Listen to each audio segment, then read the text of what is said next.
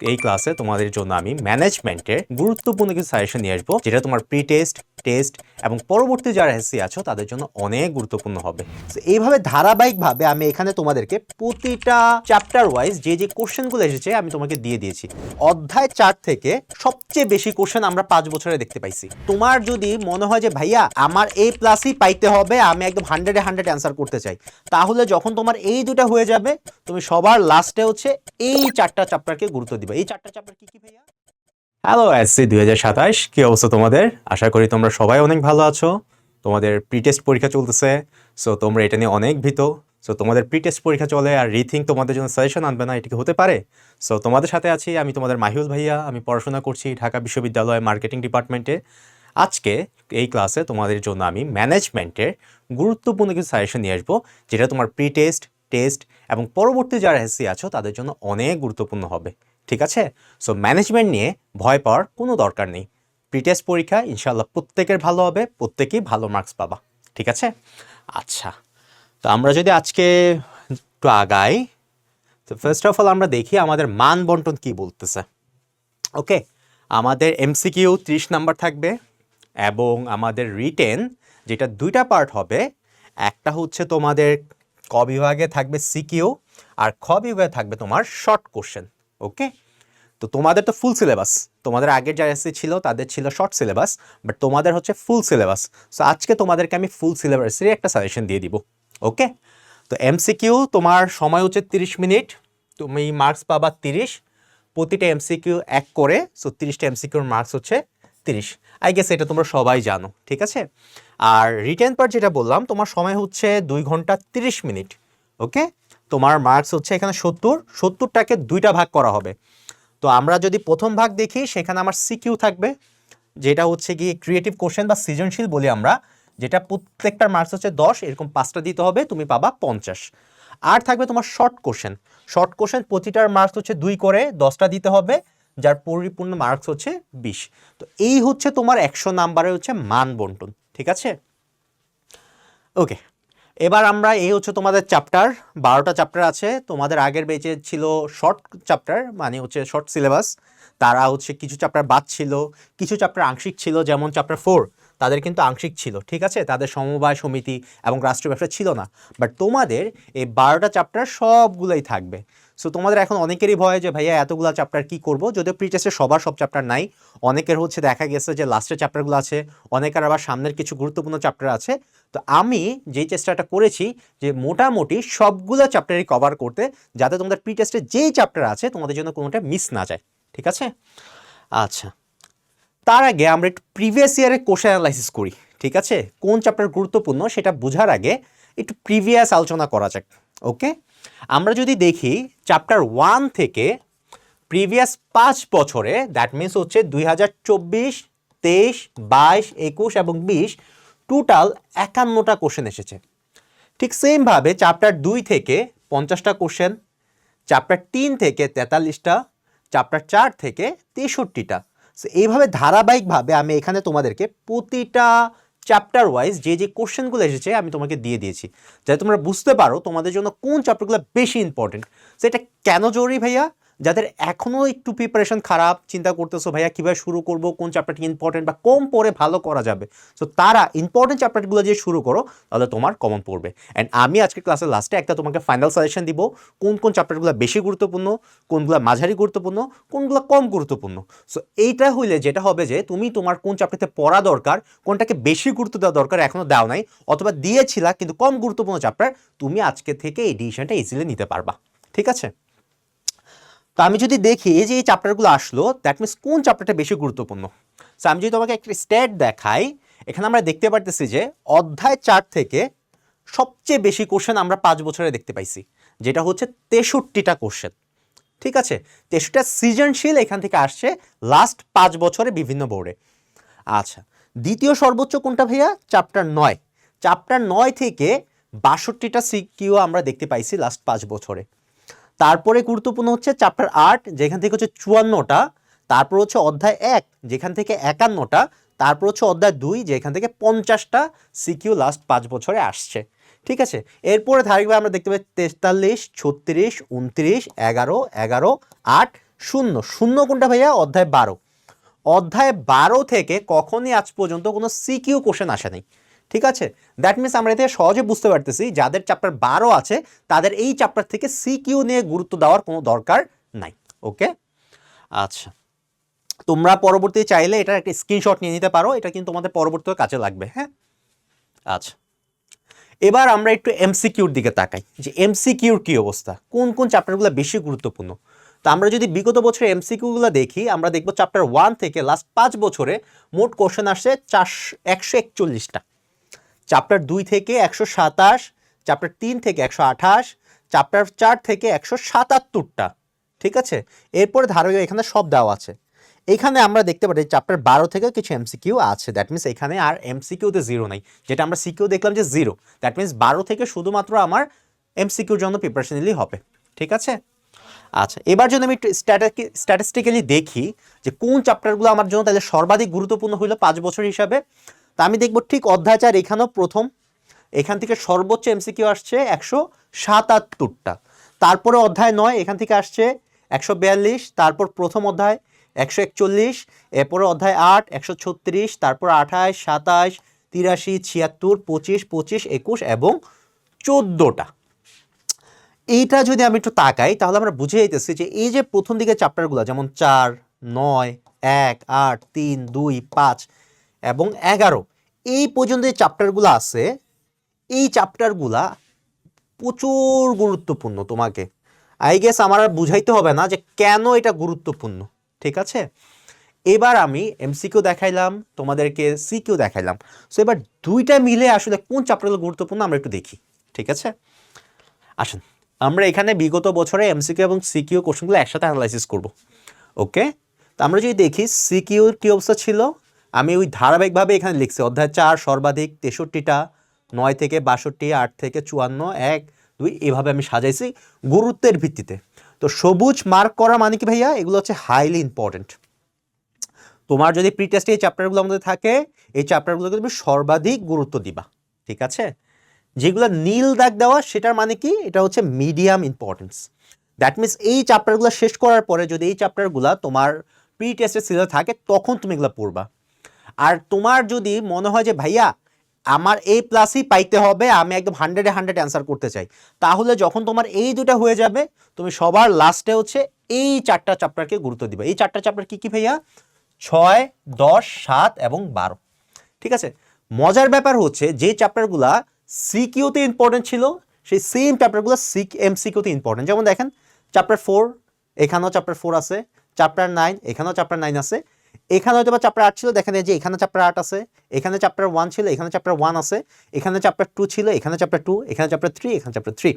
That means আমি যদি তোমাকে সহজ ভাষায় বলি ভাইয়া, এই যে 6টা যেটা আছে গ্রিন দাগ দেওয়া 6টা, দ্যাট মিনস হচ্ছে 6টা অধ্যায়। হ্যাঁ, 6টা অধ্যায়।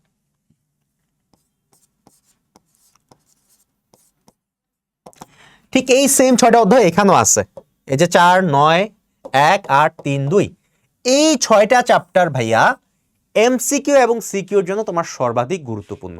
এগুলাকে কখনোই হাতছাড়া করা যাবে না।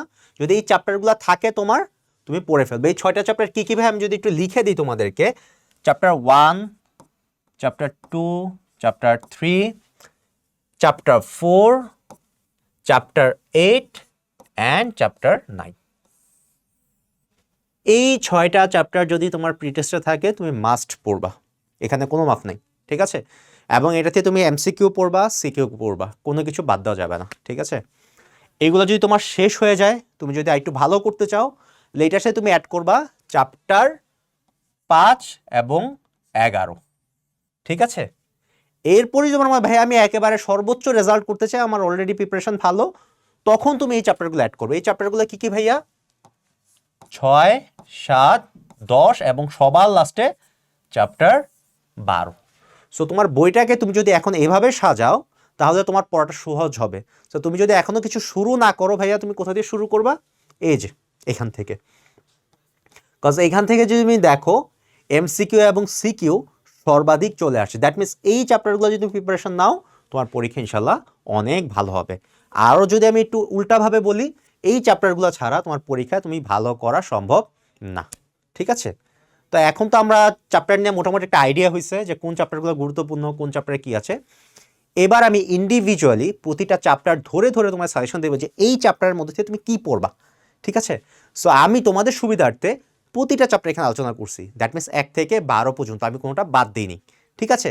এখন তোমাদের কাজ হচ্ছে তোমাদের যে চ্যাপ্টারগুলো প্রি টেস্টে আসবে তোমরা সেই চ্যাপ্টারগুলো ধরে ধরে তোমরা আগাবা, ওকে। আচ্ছা, আমরা যদি ফার্স্ট চ্যাপ্টারটা দেখি, এটার নাম হচ্ছে ব্যবসায় পরিচিতি। আমাদের মোটামুটি হাফ ইয়ারলির মধ্যেই চ্যাপ্টারটা সব স্কুলে হয়ে যাওয়ার কথা, তাও কিছু কিছু স্কুলে আছে তারা ফুল সিলেবাসে পরীক্ষা নিচ্ছে। তো এই চ্যাপ্টার থেকে আসলে তোমরা কি কি পড়বা, আমরা দেখেছিলাম এই চ্যাপ্টারটা হচ্ছে সর্বাধিক গুরুত্বপূর্ণ চ্যাপ্টারের মধ্যে একটা, রাইট। আচ্ছা, এই চ্যাপ্টারে ফার্স্ট অফ অল তুমি পড়বা ব্যবসায়ের ধারণা, উৎপত্তি ও ক্রমবিকাশ। ক্রমবিকাশে ভাই কি ছিল, ওই যে মধ্য, ঠিক আছে, প্রাচীন যুগ, মধ্যযুগ, আধুনিক যুগ, এগুলা, হ্যাঁ, প্রাচীন, মধ্য, আধুনিক, এই যে যুগগুলা ছিল তোমরা এই যুগগুলা পড়ে ফেলবা। তোমাদের যদি কারো এখন এরকম হয় যে ভাইয়া আমি তো এটা পড়িও নাই, আমার অলরেডি এই চ্যাপ্টারের উপর একটা ভিডিও আছে ইউটিউবে, সো তোমরা ওইটা দেখে নিবা, দেখে নিলে আই গেস তোমাদের এটা ক্লিয়ার হয়ে যাবে। সো এই 3টা যুগ তোমরা পড়বা, কারণ এখান থেকে প্রচুর এমসিকিউ আসে। তারপর তোমরা কি করবা, ব্যবসার আওতা ও প্রকারভেদ। ব্যবসার প্রকারভেদ কয়টা ভাইয়া, 3টা। কি কি ছিল, শিল্প, বাণিজ্য, আরেকটা হচ্ছে প্রত্যক্ষ সেবা। এই 3টা প্রকারভেদ তোমরা পড়ে ফেলবা। তার কারণ হচ্ছে এই 3টার মধ্যে শিল্প এবং বাণিজ্য থেকে মাস্ট কোশ্চেন পাবা, মাস্ট। তারপর যদি দেখি তোমরা কি পড়বা, এই যে শিল্পর ধারণা এবং প্রকারভেদ। শিল্প কয় প্রকার ভাইয়া, 5 প্রকার। কয় প্রকার শিল্প, 5 প্রকার। কি কি ছিল, প্রযোজন শিল্প, নির্মাণ শিল্প, নিষ্কাশন শিল্প, উৎপাদন শিল্প, আরেকটা কি, আরেকটা হচ্ছে সেবা পরিবেশক শিল্প। আচ্ছা, শিল্পর পরে তোমরা পড়বো হচ্ছে বাণিজ্য এবং বাণিজ্যের প্রকারভেদ, ঠিক আছে। বাণিজ্যকে কি বলা হয় ভাইয়া, বাণিজ্যকে বলা হয় বন্টনকারী শাখা, ঠিক আছে। আর শিল্পকে কি বলা হয়, উৎপাদনের বাহন, ঠিক আছে। আচ্ছা, বাণিজ্য কত প্রকার ভাইয়া, আমরা 6 প্রকার পেয়েছি, 6টা কাজ। কি কি ভাইয়া, পরিবহন, গুদামজাতকরণ, ব্যাংকিং, ওকে, বিজ্ঞাপন, এগুলা। আচ্ছা, প্রত্যক্ষ সেবাটা একদম ইজি, এটা তোমাকে একটু কম গুরুত্ব দিলে হবে। সো এখান থেকে গুরুত্বপূর্ণ যেগুলো আমি স্টার দিয়ে দিচ্ছি, এগুলো সবই গুরুত্বপূর্ণ, তাও আমি স্টার দিয়ে দিচ্ছি। এটা গুরুত্বপূর্ণ, এটা গুরুত্বপূর্ণ, এবং এখান থেকে ক্রমবিকাশটা গুরুত্বপূর্ণ, ঠিক আছে। তারপরে ব্যবসার যে পরিবেশ, কয়টা পরিবেশ ছিল ভাইয়া, পরিবেশ ছিল আমাদের 6টা, ঠিক আছে। এই 6টা পরিবেশ খুব ভালোভাবে পড়বা, এখান থেকে মাস্ট তুমি কোশ্চেন পাবাই, এখান থেকে কোনো মাফ নাই। 6টা পরিবেশ তোমাকে একদম মুখস্থ থাকতে হবে, ঠিক আছে। এবং এখান থেকে কি পড়বা, পরিবেশের উপাদানগুলা। কি কি পড়বা ভাইয়া, পরিবেশের উপাদান যেগুলো ছিল সেই উপাদানগুলো পড়বা তোমরা, হ্যাঁ, ইনশাল্লাহ উপাদানগুলো পড়লে তোমাদের কমন থাকবে, ঠিক আছে। আরেকটা পার্ট ছিল বাংলাদেশে ব্যবসায়িক পরিবেশ। এখান থেকে পড়ার মতো তেমন কিছু নাই, শুধুমাত্র এমসিকিউ আছে, ঠিক আছে। যেমন যে পোর্টো গান্ডো, পোর্টো পিকিউনো, এরপরে পর্তুগিজরা কত সালে বাংলাদেশে আসছিল, বাংলাদেশ কিসের জন্য বিখ্যাত ছিল, এখানে কিছু ইতিহাস আছে। তো তোমরা এই বাংলাদেশের ব্যবসায়িক পরিবেশ থেকে তুমি যেটা পড়বা সেটা হচ্ছে ইতিহাসটা, জাস্ট একবার রিডিং মারবা। এখান থেকে তোমার যেই কোশ্চেনগুলো আছে সেটা হচ্ছে এমসিকিউ, ঠিক আছে। তো তুমি যদি চ্যাপ্টারটা এখন এইভাবে পড়ো তোমার এই চ্যাপ্টার থেকে কোশ্চেন মিস যাবে না, ওকে। আচ্ছা, আমরা যদি পরবর্তী চ্যাপ্টার দেখি যেটা হচ্ছে ব্যবসা, উদ্যোগ এবং উদ্যোক্তা। এখানে বেসিকলি উদ্যোক্তা নিয়ে আলোচনা করছে। উদ্যোক্তা কি ভাইয়া, তুমি একজন যদি ব্যবসা করতে চাও তুমি কিভাবে ব্যবসা করবা, কিভাবে শুরু করবা, তোমার কি কি বৈশিষ্ট্য থাকবে, ঠিক আছে। সো এখান থেকে তুমি কি কি পড়বা, ফার্স্ট অফ অল উদ্যোগ এবং ব্যবসা উদ্যোগের ধারণা ও বৈশিষ্ট্য। তারপর এখান থেকে যে কোশ্চেন সবচেয়ে বেশি আসে, উদ্যোগ এবং ব্যবসা উদ্যোগের পার্থক্য। পার্থক্যটা কি ভাইয়া, যে কোনো কাজের কর্মপ্রচেষ্টা হচ্ছে উদ্যোগ, আর তুমি যদি ব্যবসা করার জন্য বা মুনাফা অর্জনের জন্য উদ্যোগ নাও সেটাই হচ্ছে ব্যবসায় উদ্যোগ। সো এই পার্থক্যটা প্রায় পরীক্ষাতে আসে, ঠিক আছে। তারপর কি আসে, এই যে ব্যবসা উদ্যোক্তার গুণাবলী, কি কি হইতে হবে, তোমার চ্যালেঞ্জটা মানসিকতা থাকতে হবে, ঠিক আছে। তারপর হচ্ছে বাংলাদেশ আর্থসামাজিক উন্নয়নে ব্যবসা উদ্যোগের গুরুত্ব, এটা তুমি বানায় লিখতে পারবা, এটা পড়ার মতো কিছু নাই, এটা তুমি যদি বানায় লিখতে চাও একবার রিডিং পড়লেই হয়ে যাবে মেইন পয়েন্টগুলো। লাস্ট যে পয়েন্টটা আছে ব্যবসা উদ্যোগ এবং ঝুঁকির মধ্যে সম্পর্ক বিশ্লেষণ, এখানে থেকে প্রায় হচ্ছে এমসিকিউ আসে। তো এমসিকিউটা কী ধরনের আসে ভাইয়া, ওদের সম্পর্ক কি, ঝুঁকি এবং কি বলছে ব্যবসা উদ্যোগের। সো তুমি যখন ব্যবসা উদ্যোগ নিবা মনে রাখবা সব সময় ঝুঁকি থাকবে, ঝুঁকি ছাড়া ব্যবসায় হয় না। সো যেখানেই ব্যবসা এক্সিস্ট করে সেখানেই ঝুঁকি থাকে। সো ঝুঁকি যদি থাকে এই ঝুঁকিটা হইতে হবে ক্যালকুলেটিভ, আন্তাজি ঝুঁকি নেওয়া যাবে না। হ্যাঁ, আমার অনেক টাকা আছে, আমি মনে করলাম আমি ব্যবসা করে লাভ করবো, আমি টাকা সব লাগাই দিলাম, এটা করা যাবে না। তোমাকে অবশ্যই বিচার বিশ্লেষণ করে তোমাকে সিদ্ধান্ত নিতে হবে তুমি কোনটা গ্রহণ করবা। ঠিক আছে? আচ্ছা, তারপর অধ্যায় 3 আত্মকর্মসংস্থান। আত্মকর্মসংস্থান মানে কি ভাইয়া? নিজের কাজের সংস্থান নিজে করা। ঠিক আছে, এটা কাইন্ড অফ কাছাকাছি ওই যে ব্যবসা উদ্যোগের মতোই। ঠিক আছে, তো এখানে বলা হয়েছে কি কি পড়বা ভাইয়া? এই চ্যাপ্টারগুলো টপিকগুলো পড়বা। আত্মসংস্থানের ধারণা, আত্মসংস্থানের প্রশিক্ষণের প্রয়োজনীয়তা, এটা বানায় লেখা যাবে, এটা মুখস্থ করার কিছু নেই, জাস্ট একবার দেখলেই হবে। বাংলাদেশে আর্থসামাজিক অবস্থা বিবেচনায় আত্মকর্মসংস্থানের উপযুক্ত ক্ষেত্র ও লাভজনক ক্ষেত্র, এটা একটু পড়বা। কোথায় কোথায় আমরা লাভবান হইতে পারি, যেখানে ঝুঁকি কম, মূলধন কম লাগে, এরকম জায়গাগুলোতে। এরপরে এই চ্যাপ্টার থেকে যে টপিকটা সর্বাধিক গুরুত্বপূর্ণ সেটা হচ্ছে ভাই এই জায়গাটা। এটা এখানে কি আছে ভাইয়া? আত্মকর্মসংস্থানে সহায়তা দানকারী প্রশিক্ষণ প্রতিষ্ঠানগুলোর কার্যক্রম ও গুরুত্ব। সো আমি যদি আত্মকর্মসংস্থান করতে চাই আমার প্রশিক্ষণ দরকার। সেই প্রশিক্ষণ যে প্রতিষ্ঠানগুলো দেয়, এখানে তোমার অনেকগুলো প্রতিষ্ঠানের নাম আছে, অলমোস্ট 60টার মতো। তো এতগুলা তো তুমি পড়তে পারবে না, রাইট? সো আমি তোমাদের জন্য কিছু ইম্পর্টেন্টগুলো দাগায় দিয়েছি। সো ইম্পর্টেন্ট কোনগুলো ভাইয়া? তুমি এই যে যুব প্রশিক্ষণ কেন্দ্রটা পড়বা খুব গুরুত্ব দিয়ে, এটা বাদ দিবা না। এবং তুমি এনজিওটা পড়বা। ঠিক আছে, এনজিও মানে কি ভাইয়া? Non government organisation. এই 60টার মধ্যে সবগুলো একটু দেখা ট্রাই করবা। তারপর যদি তোমার মনে হয় ভাইয়া না এতগুলো মাথায় থাকতেছে না, তখন তুমি এই দুইটাকে সর্বাধিক গুরুত্ব দিয়ে পড়বা। একটা হচ্ছে যুব প্রশিক্ষণ কেন্দ্র অ্যান্ড আরেকটা হচ্ছে এনজিও। ঠিক আছে, সো এই চ্যাপ্টারে আসলে টপিক খুবই কম, দ্যাট মিনস তুমি বুঝতে পারতেছো এই অল্প করে টপিক পড়লেই তোমার ইনশাল্লাহ কমন পড়ে যাবে। ওকে, আচ্ছা, তারপর অধ্যায় 4। এই চ্যাপ্টারটা আমরা দেখেছিলাম এমসিকিউ এবং সিকিউর জন্য তোমার প্রি টেস্ট, টেস্ট এবং তোমার পুরা কি বলে কমার্সের স্টুডেন্ট লাইফের সর্বাধিক গুরুত্বপূর্ণ একটা চ্যাপ্টার। মানে এই চ্যাপ্টার যদি তুমি না পড়ো তুমি আসলে কমার্স থেকে অনেক পিছায় যাবা, এ প্লাস কখনই আসবে না এই চ্যাপ্টার থেকে যদি না পড়ো। ঠিক আছে, আচ্ছা, এই চ্যাপ্টার থেকে আমি অনেকগুলা গুরুত্বপূর্ণ টপিক তোমাদেরকে দাগায় দিছি, অলমোস্ট 13টার মতো আছে এবং প্রতিটা টপিকই আসলে গুরুত্বপূর্ণ। সেক্ষেত্রে কী কী পড়বা আমি তোমাকে সেটাও বলে দিচ্ছি। ফার্স্ট অফ অল, ব্যবসায় বিভিন্ন প্রকারভেদ। আমরা 5টা প্রকারভেদ পাইছি। এটা হচ্ছে মালিকানার ভিত্তিতে ভাইয়া কি কি ছিল? এক মালিকানা, অংশীদারি, যৌথ মূলধনী, এই 3টা ছিল এসসি 26 পর্যন্ত। তোমাদের জন্য আরও 2টা নতুন টপিক আসছে। কি কি? একটা হচ্ছে সমবায় সমিতি আর একটা হচ্ছে রাষ্ট্রীয় ব্যবসায়। আচ্ছা, আমরা যদি দেখি ফার্স্ট অফ অল এক মালিকানা ব্যবসায়ের সংজ্ঞা, বৈশিষ্ট্য এবং সুবিধা অসুবিধা পড়তে হবে। এর মধ্যে থেকে সবচেয়ে গুরুত্বপূর্ণ হচ্ছে তোমার বৈশিষ্ট্যগুলো জানা, এক মালিকানা কেন আলাদা। ঠিক আছে, আচ্ছা, তারপর বলা হয়েছে এক মালিকানার উপযুক্ত ক্ষেত্র। উপযুক্ত ক্ষেত্রটাও তোমার জন্য খুবই ইম্পর্টেন্ট, কোথায় কোথায় আমরা করতে পারি।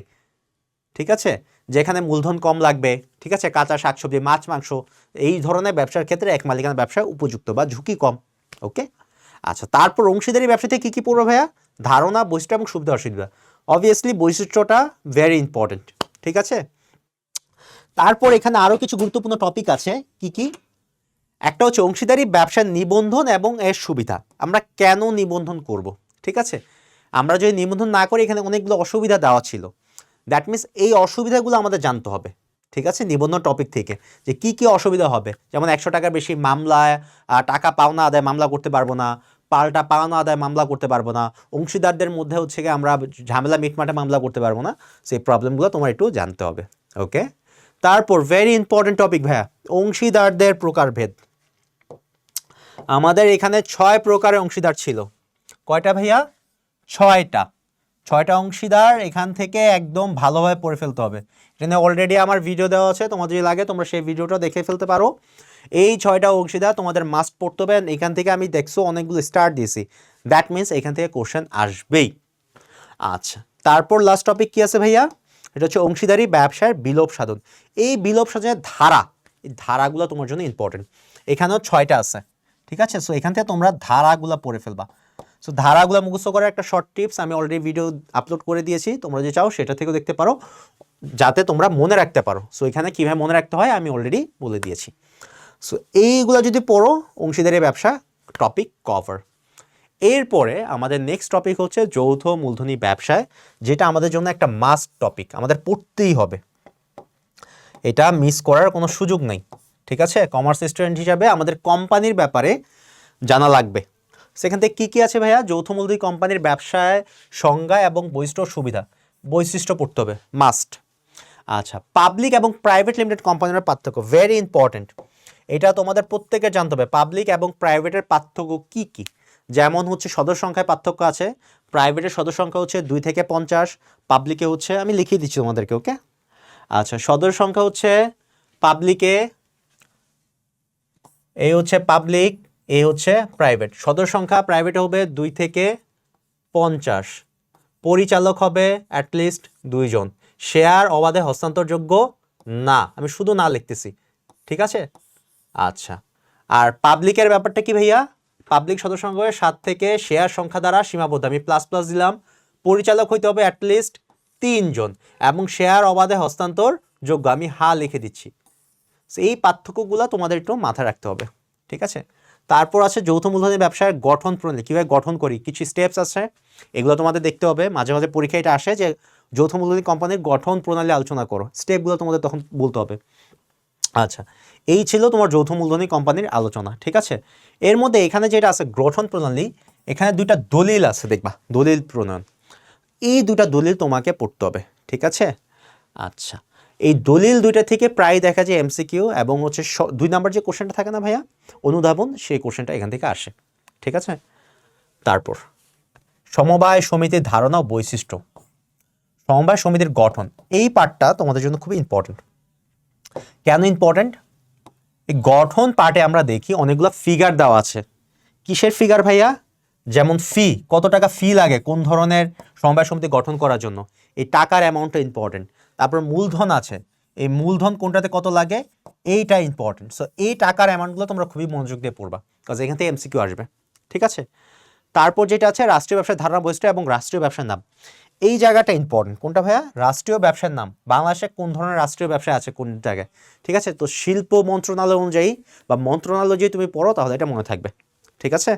সো তোমরা মন্ত্রণালয় অনুযায়ী এই যে টপিকটা আছে এটা পড়ে ফেলবা, এখান থেকে কিন্তু এমসিকিউ থাকে, ওকে? আচ্ছা, সো আমরা এই চ্যাপ্টারটা থেকে নেক্সট চ্যাপ্টারে যাচ্ছি, যেটা হচ্ছে অধ্যায় 5, ব্যবসায়ের আইনগত দিক। এই চ্যাপ্টারটা মোস্ট প্রবলি হচ্ছে তোমাদের মিডিয়াম লেভেলের একটা চ্যাপ্টার ছিল, সো পড়তে হবে। আচ্ছা, তো এখান থেকে কী কী পড়বা তোমরা? ফার্স্ট অফ অল হচ্ছে লাইসেন্স নিয়ে পড়বা, লাইসেন্স মিনস হচ্ছে অনুমতি। তারপর তোমরা পড়বা ফ্র্যাঞ্চাইজিং, এই ফ্র্যাঞ্চাইজিংটা ভাইয়া খুবই ইম্পর্টেন্ট, খুবই ইম্পর্টেন্ট। এর মধ্যে থেকে বেশি ইম্পর্টেন্ট ফ্র্যাঞ্চাইজিং চুক্তি, ঠিক আছে? চুক্তির বিষয়বস্তু কী কী থাকবে, প্রায় দেখবা 6-7টা পয়েন্ট আছে, এই পয়েন্টগুলো একটু মাথায় রাখতে হবে, ঠিক আছে? তারপর আছে তোমাদের পেটেন্ট, ঠিক আছে? মেধা সম্পদ, পেটেন্ট আছে। পেটেন্ট আমরা কিসের জন্য করি ভাইয়া? বৈজ্ঞানিক ব্যাপার স্যাপার, নতুন আবিষ্কারের জন্য, ঠিক আছে? প্রযুক্তিগত আবিষ্কার, প্রযুক্তির জন্য। ধরো তুমি একটা নতুন মেশিন আবিষ্কার করছো, এই ধরনের আবিষ্কারের জন্য তুমি যেটা করতে পারো সেটা হচ্ছে পেটেন্ট। আচ্ছা, তারপর কি আছে ভাইয়া? ট্রেডমার্ক, ট্রেডমার্ক কি ভাইয়া? চিহ্ন, তোমার একটা লোগো আছে, তুমি সেই লোগোটাকে হচ্ছে ট্রেডমার্ক করতে পারো।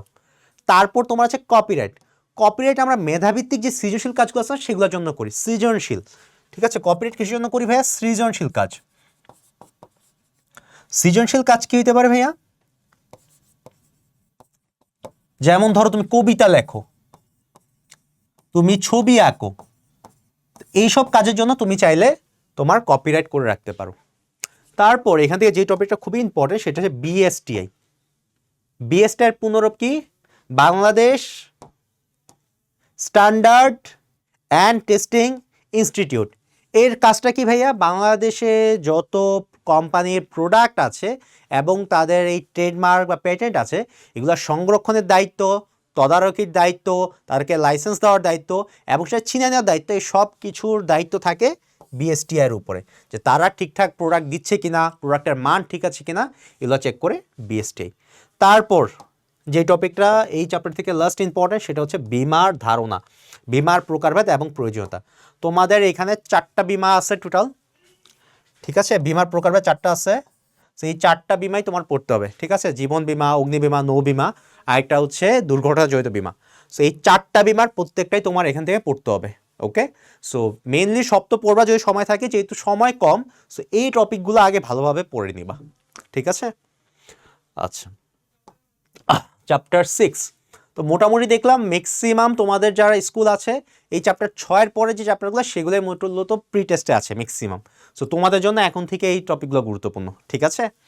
আচ্ছা, আমরা যদি দেখি চ্যাপ্টার 6-এ কি আছে, ব্যবসায় পরিকল্পনা ধারণা গুরুত্ব, একদম ইজি, এখানে খুব আহামরি পড়ার মতো কিছু নাই, তুমি আইডিয়া নিবা কি কি করবা। তারপর যে টপিকটা ইম্পর্টেন্ট সেটা হচ্ছে এই যে 2 নম্বর পয়েন্ট, ব্যবসায় পরিকল্পনা প্রণয়নের প্রক্রিয়া। এখানে 3টা ধারাবাহিক কাজ আছে, ঠিক আছে। কয়টা ভাইয়া? 3টা ধাপ। এই 3টা ধাপ তোমাকে পড়তে হবে। এর মধ্যে যে সেকেন্ড ধাপ আছে ওইখানে আমরা দেখতেছি মাইক্রো স্ক্যানিং এবং ম্যাক্রো স্ক্যানিং আছে। এই দুটো টপিক তোমাকে ভালোভাবে পড়তে হবে।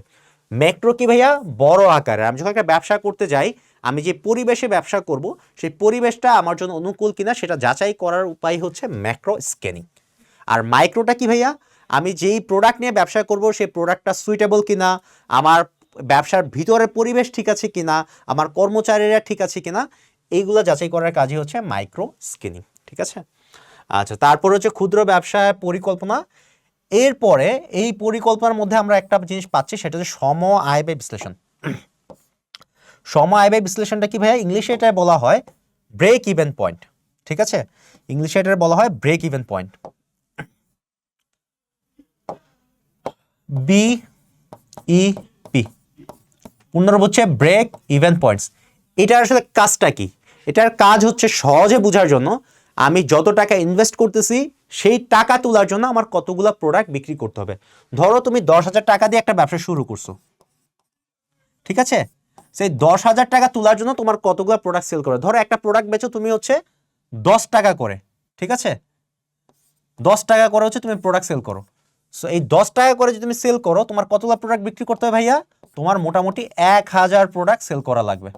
সো এই 1000 প্রোডাক্টকে আমরা বলি ভাইয়া break even point, BEP। That means এর থেকে যদি তুমি কম করো তোমার লস হবে, এর থেকে যদি বেশি করতে পারো তোমার লাভ হবে, বাট এর নিচে যাওয়া যাবে না। তারপর বাংলাদেশের শিল্প, এই টপিকটা খুবই গুরুত্বপূর্ণ, খুবই গুরুত্বপূর্ণ, ঠিক আছে। এবং তোমরা ম্যাক্সিমাম স্টুডেন্ট এই টপিকটারে ভয় পাও কেন? কজ এই টপিকে বা এই চ্যাপ্টারে অনেক বেশি ফিগার দেওয়া, টাকার ফিগার, জনসংখ্যার ফিগার। সো তোমাদের সহজের জন্য আমি আজকে এই স্লাইডের পরে একটা টিপস রেখেছি তোমাদের জন্য, ঠিক আছে।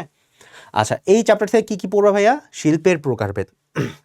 আচ্ছা, শিল্পকে তুমি হচ্ছে প্রকৃতির ভিত্তিতে বা ব্যাপক অর্থে, কি অর্থে ভাইয়া? ব্যাপক অর্থে 2 ভাগে ভাগ করতে পারো। 2টা ভাগ কি কি? একটা হচ্ছে উৎপাদন, একটা হচ্ছে সেবা। কি কি ভাইয়া? উৎপাদন এবং সেবা। আচ্ছা, উৎপাদনে আমরা কি করি ভাই? একটা নতুন পণ্য বানাই, আবিষ্কার করি। আবিষ্কার বলতে হচ্ছে উৎপাদন করি আর কি। সেবাতে কি করে? আমরা পণ্য দেই না, আমরা সার্ভিস দিই, সেবা দিই। তো ব্যাপক অর্থে এই 2 প্রকারই হয় শিল্প, ঠিক আছে। আচ্ছা, সো এই 2 প্রকারকে আমরা তাদের জনসংখ্যা এবং মূলধন, কি বললাম ভাইয়া? জনসংখ্যা এবং মূলধন, এই 2টার ভিত্তিতে আমরা 4 ভাগে ভাগ করতে পারি। এই 4টা ভাগ কি কি? এই যে এই 4টা, 1 2 3 4, এই 4টা পড়তে হবে। সেই 4টাই তোমার জন্য ইম্পর্টেন্ট, ঠিক আছে। কুটির শিল্প, ক্ষুদ্র শিল্প, মাঝারি শিল্প, বৃহৎ শিল্প, এখান থেকে কোনটা আসে আসলে বলা যায় না। এখান থেকে প্রতিটার থেকেই মোটামুটি প্রশ্ন আসে। তাও যদি কেউ বলো ভাইয়া না আমাকে একটাই বলেন, আমি একটাই পড়বো, তাহলে ভাইয়া তোমার আমি বলবো যে সবার আগে তুমি হচ্ছে মাঝারি শিল্পটা একটু মাথায় রেখো, কজ এখান থেকে হচ্ছে বেশি কোশ্চেন দেখা গেছে। আচ্ছা, তারপর ভাই এখান থেকে কী পড়বা? উন্নত অনুন্নত শিল্পলেখা, ভেরি ইম্পর্টেন্ট। কোন এরিয়াগুলো, যেমন গাজীপুর উন্নত না অনুন্নত, এখানে ডিস্ট্রিক্ট ওয়াইজ তোমার একটা চার্ট দিয়ে দিচ্ছে, ঠিক আছে। আমাদের যত বিভাগ আছে সেই বিভাগ অনুযায়ী কোন জেলাগুলো উন্নত, কোন জেলা অনুন্নত, একটা চার্ট আছে। তো তোমরা একটু এটা দেখে নিবা, ঠিক আছে। আচ্ছা, সো আমি তোমার বলেছিলাম যে এই চার্টটা কেমনে মনে রাখতে হয় আমি তোমাদেরকে দেখাবো, ঠিক আছে। সো আসেন আমরা একটু আপনাদের জন্য সহজ করে দিই। এই যে এখানে আপনারা একটা চার্ট দেখতে পারতেছেন, যেখানে আমি শিল্পের ধরন অনুযায়ী 4টা শিল্প নিছি: কুটির শিল্প, ক্ষুদ্র শিল্প, মাঝারি শিল্প এবং বৃহৎ শিল্প। এখন আপনারা যারা একদমই পড়েন তারা বলবেন স্যার তাইলে এখানে 2 রকম কেন হইলো? 2 রকম হয়েছে, ক্ষুদ্র শিল্পের মধ্যে আমরা 2টা ভাগ পাই, একটা হচ্ছে উৎপাদন এবং একটা হচ্ছে সেবাধর্মী। মাঝারি শিল্প তো সেম, উৎপাদন এবং সেবাধর্মী। বৃহৎ শিল্প সেম, উৎপাদন এবং সেবাধর্মী। এখন আপনাদের অনেকে কোশ্চেন থাকতে পারে, স্যার তাহলে কুটির শিল্পে নাই কেন? বাবা কুটির শিল্পে আমরা আসলে সেবা দেই না, আমরা আসলে নতুন কিছু উৎপাদন করিয়ে বানাই। কুটির ছোট, যেমন হচ্ছে তুমি মূলা, কুলা, ঠিক আছে, এগুলো বানাও। হ্যাঁ, আচ্ছা আচ্ছা, মূলা তো বানানো যায় না, ওই ঢেলা টেলা আর কি কি যেন আছে, হ্যাঁ, নৃত্যশিল্প এগুলা। আচ্ছা, এগুলার আমরা আসলে কুটির শিল্প বুঝি, প্রাচীনকাল থেকে আসতেছে। হ্যাঁ, মাটির তৈরি হইতে পারে, বেতের তৈরি হইতে পারে।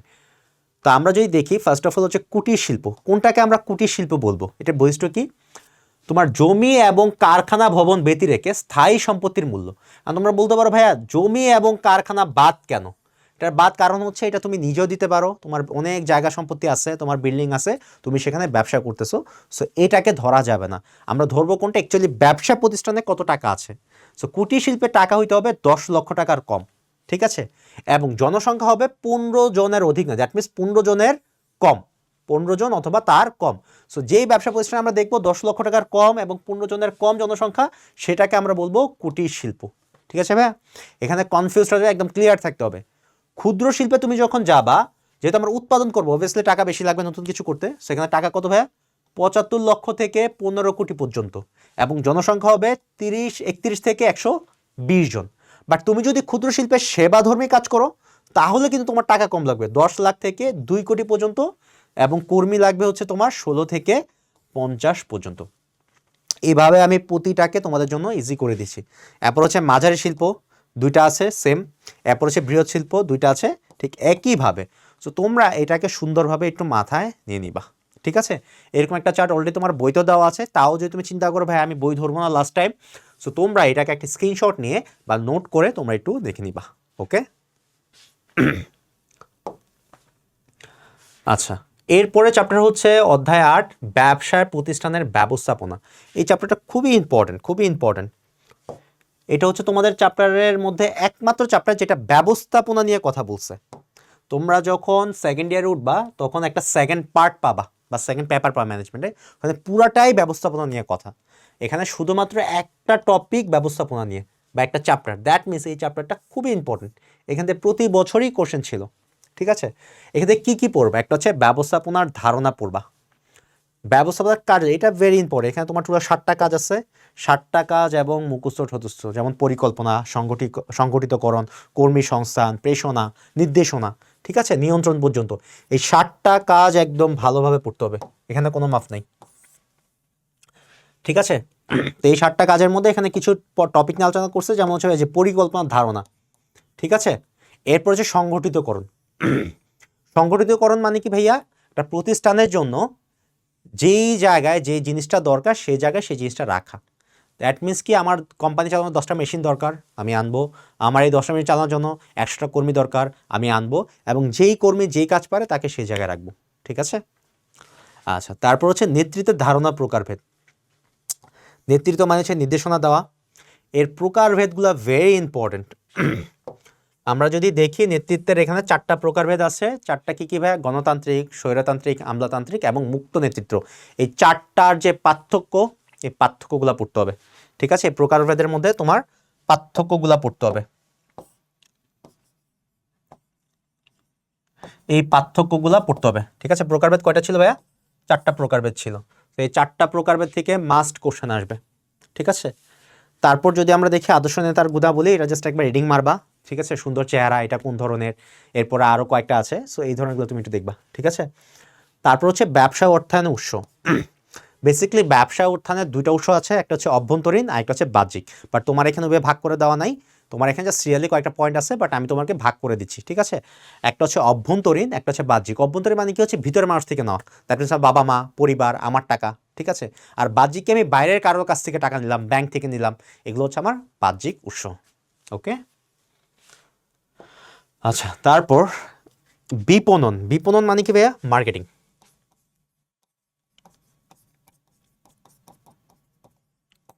বা বিক্রয় করা, সেল করা। তোমরা যখন ইন্টারে যাবা তখন তোমাদের একটা আলাদা সাবজেক্টই পাবা, মার্কেটিং। তোমরা চাইলে ফাইন্যান্স না দিয়ে মার্কেটিং নিতে পারো, তোমাদের ওই অপশন আছে। সো তোমার এই ম্যানেজমেন্টে একমাত্র চ্যাপ্টার মার্কেটিং নিয়ে পড়া হচ্ছে এটা, এই জন্য এটা খুবই গুরুত্বপূর্ণ, ঠিক আছে। আচ্ছা, মার্কেটিং থেকে তোমরা কি পড়বা? ফার্স্ট হচ্ছে বিপণনের ধারণা থাকতে হবে তোমার, মার্কেটিং আসলে কি কাজ করে। সহজ কথা, এটা পণ্য বিনিময় করে বা বিক্রি করে। এই বিক্রয়ের জন্য যা যা কাজ করা লাগে সব কিছু করে এই বিপণন, ওকে। তারপর হচ্ছে বিপণনের কার্যাবলী, ভেরি ইম্পর্টেন্ট, এটা তোমাদের মাস্ট পড়তে হবে, ঠিক আছে। বিপণনের কার্যাবলী কি কি কাজ করে, ঠিক আছে। এর মধ্যে তুমি আবার পাবা হচ্ছে কি জানো, পর্যায়িতকরণ, ঠিক আছে, এগুলা প্রমিতকরণ, এগুলো তোমার মাস্ট পড়তে হবে, ঠিক আছে। পর্যায়িতকরণ এবং প্রমিতকরণ,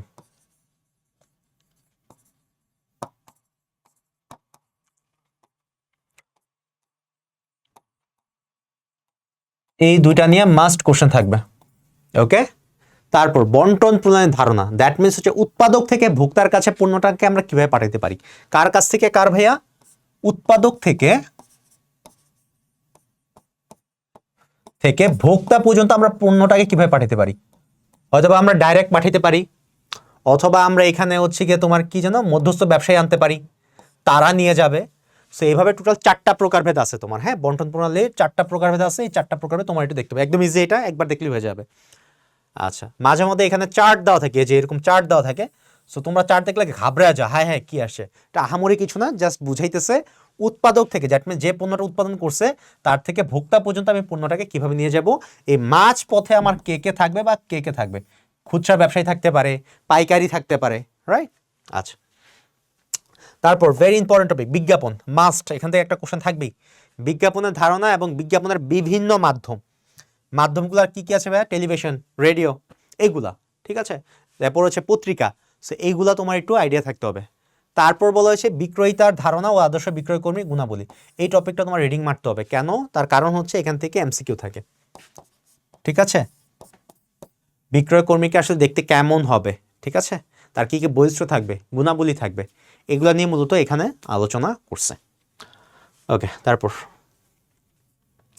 ব্যবসায় উদ্যোগ উন্নয়নের সহায়ক সেবা, আমরা যে ব্যবসা করতে যাব, আমরা আসলে শুরুতেই চাইলে একা ব্যবসা করতে পারি না।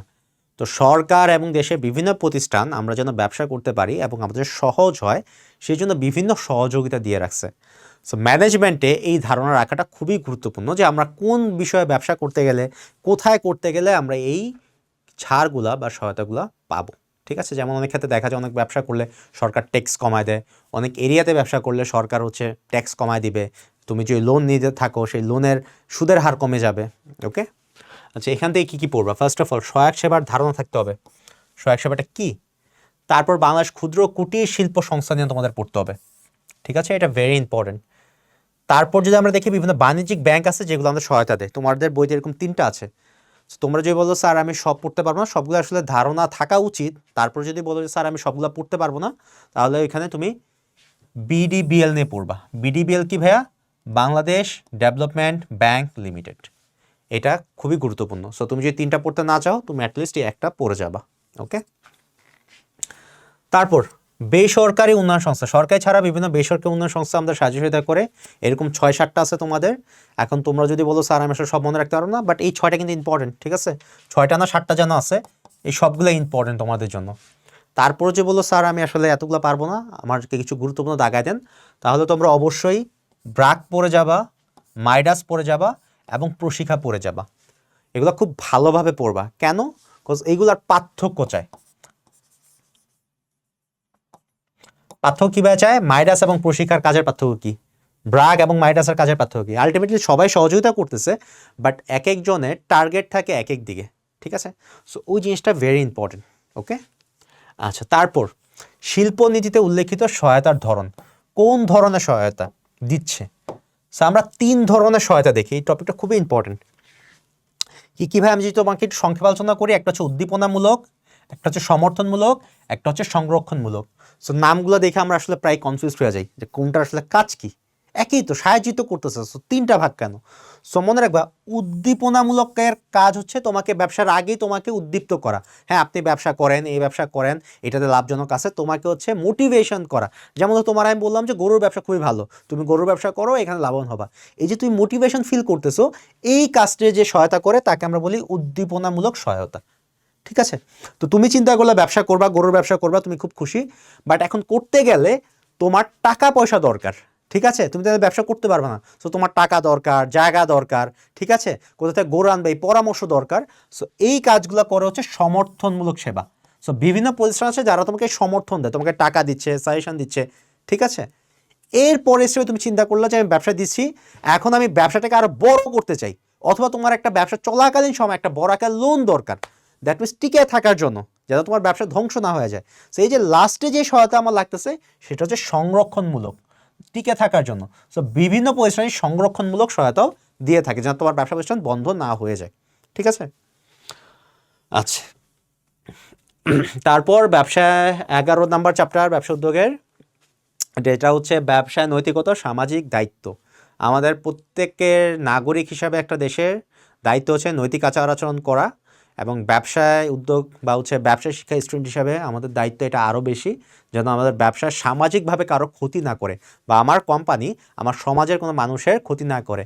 কেন হয় বলো তো? ব্যবসায় একটি সামাজিক প্রতিষ্ঠান। কেন কেন আমি একটা দেখব, কারণ ব্যবসায় একটি সামাজিক প্রতিষ্ঠান।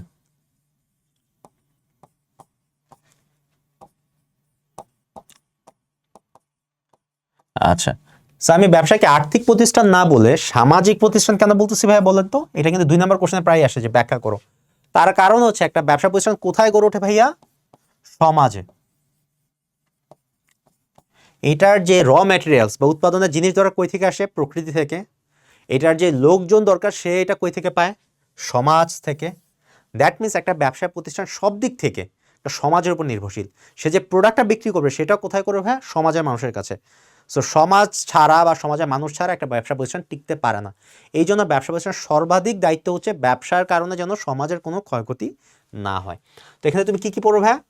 ব্যবসায় মূল্যবোধ এবং নৈতিকতার ধারণা গুরুত্ব। প্রায় এদের মধ্যে পার্থক্য আসে। ঠিক আছে? মূল্যবোধ কি ভাইয়া? যে আচার আচরণকে সমাজের মানুষ মূল্যবান মনে করে। ঠিক আছে? আর একটা হচ্ছে নৈতিকতা কি ভাইয়া? অসৎ থেকে সত্যকে পার্থক্য করা, মিথ্যা থেকে সত্যকে পার্থক্য করা। এই যে পার্থক্য করে এবং তুমি কোনটা করবা, এটা হচ্ছে তোমার নৈতিকতা। তুমি অন্যায় থেকে ন্যায়টা করতেছো, মিথ্যা থেকে সত্যটা করতেছো, তুমি খারাপ দিকে যাচ্ছ না, এটাই হচ্ছে তোমার নৈতিকতা। ওকে? আচ্ছা, তারপর এই চ্যাপ্টারের মধ্যে সবচেয়ে গুরুত্বপূর্ণ যেটা, সেটা হচ্ছে এইটা। কি এটা? রাষ্ট্র, সমাজ, ক্রেতা এবং কর্মচারীর প্রতি সামাজিক দায়িত্ব। এই 4টা প্রতিষ্ঠান আছে সমাজে। হ্যাঁ, 4টা কে কে ভাইয়া? একটা হচ্ছে রাষ্ট্র, একটা হচ্ছে সমাজ, একটা হচ্ছে ক্রেতা, একটা হচ্ছে কর্মচারী। সেই 4 জনের প্রতি তোমার বা একটা কোম্পানির দায়িত্ব আছে। দায়িত্ব কি কি আমি যদি সংক্ষেপে বলি, কর্মচারীর প্রতি কি দায়িত্ব ভাইয়া? তার চাকরির নিরাপত্তা দিতে হবে, কাজের পরিবেশ দিতে হবে, তাকে টাইমলি বেতন দিতে হবে। ওকে? আচ্ছা, ক্রেতার প্রতি দায়িত্ব কি? ক্রেতার প্রতি হচ্ছে সঠিক সময় সঠিক পণ্য দিতে হবে, ভেজাল পণ্য দেওয়া যাবে না, মজুতদারি করা যাবে না। সমাজের প্রতি দায়িত্ব কি ভাইয়া? সমাজের ক্ষতি করা যাবে না, ময়লা আবর্জনা ফেলা যাবে না, বাতাস, পানি, মাটি কোনো কিছুর ক্ষতি করা যাবে না। রাষ্ট্রের প্রতি দায়িত্ব কি ভাইয়া? সঠিক সময় ট্যাক্স দিতে হবে, সরকারের যদি কোনো নীতিমালা আসে সেটা প্রণয়নে সাহায্য করতে হবে। ঠিক আছে? সহজ করে সরকার যত ধরনের সাহায্য দরকার আমরা করব। তারপর এই চ্যাপ্টারের লাস্ট টপিক, পরিবেশ দূষণ এবং ব্যবসায়। পরিবেশকে কিভাবে দূষণ করে একটা ব্যবসা প্রতিষ্ঠান, এই ব্যাপারে তোমার ধারণা থাকতে হবে। কজ আমরা প্রায় দেখি বুড়িগঙ্গাতে ময়লা ফেলা হচ্ছে, বুড়িগঙ্গা অলমোস্ট মৃত নদী। ঠিক আছে? সো ব্যবসা যেন এরকম না করে, সো কি কি দূষণ করতেছে, যেমন আমরা জানি বায়ু দূষণ করতেছে, পানি দূষণ করতেছে, মাটি দূষণ করতেছে, এবং এগুলো প্রতিরোধে বিভিন্ন আইনও হয়েছে, যেমন পলিথিন মাটিতে ফেলা যাবে না। সো এই আইনগুলো এখানে আছে, তোমরা একটু এগুলো দেখে নিবা। ওকে? তারপর লাস্ট চ্যাপ্টার আমাদের, সেটা হচ্ছে গিয়ে সফল উদ্যোক্তাদের জীবনী থেকে শিক্ষণীয়। সফল উদ্যোক্তা আমাদের দেশে যারা ছিল তাদের এখানে আলোচনা করা হয়েছে। তো এখান থেকে কোনো সিকিউ কখনোই আসে নাই। সো এই চ্যাপ্টারটাকে কখনোই সিকিউর ভিত্তিতে তোমার দেখার দরকার নেই, ভয় পাওয়ার দরকার নেই। এখান থেকে বেসিক্যালি ভাই কী কী আসে? এমসিকিউ আসে। কী আসে এখান থেকে? এমসিকিউ। এখন তোমাদের কথা হচ্ছে ভাই এত এত এমসিকিউ আছে এই চ্যাপ্টারে কী পড়বো? তো বেসিক্যালি ভাইয়া এখানে যাদের নাম লেখা আছে সবারটা পড়া লাগবে না, প্রায় 6-7 জনের নাম আছে, তোমরা এই 4টা পড়বা। এটা হচ্ছে জহুরুল ইসলাম, 2 নম্বর হচ্ছে স্যামসং এস চৌধুরী, মহিলাদের মধ্যে শাহিদা বেগম, আর লাস্ট হচ্ছে আবুল কালাম আজাদ। সো এদের কি কি পড়বা ভাইয়া? জন্ম এবং মৃত্যু সালটা পড়বা, গুরুত্বপূর্ণ সাল আছে ব্যবসা শুরু করার সাল সেটা পড়বা, তাদের নামে যে অ্যাওয়ার্ডগুলো আছে সেগুলো পড়বা, এবং তাদের জীবনে যে স্মরণীয় যে ব্যাপারগুলো আছে সেগুলো পড়বা। সো এই টপিকগুলো যদি তুমি একটু পড়ো, ইনশাল্লাহ তোমার কোনো চ্যাপ্টারই আর প্রবলেম হবে না। সো আমি যদি একটু রিক্যাপ করি তোমাদের এই টোটাল সবগুলো চ্যাপ্টারে,